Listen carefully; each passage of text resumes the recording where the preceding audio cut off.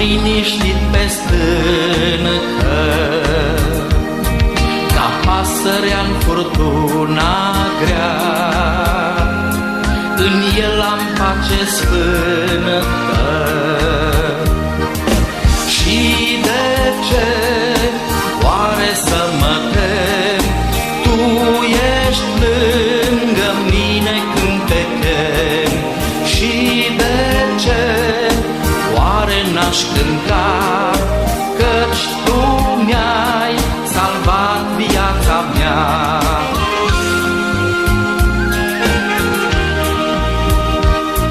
În orice clipă-l voi chema,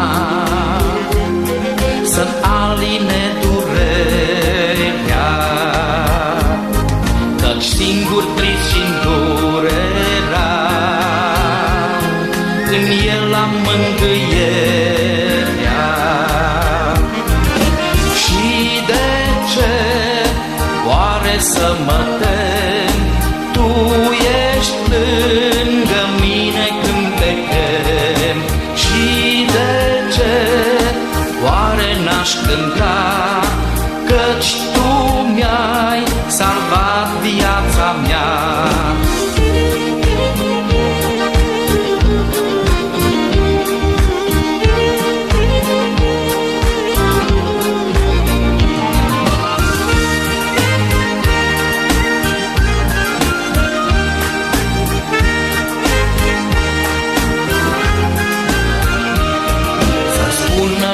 Din jurul meu că n-am aici dreptate,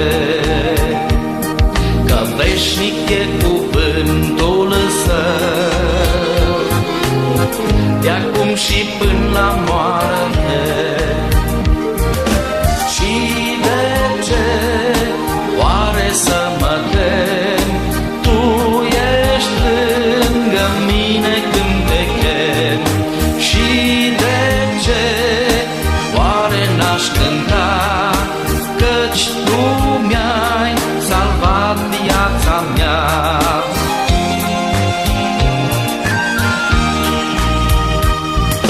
Acum cu lacrimi eu te chem.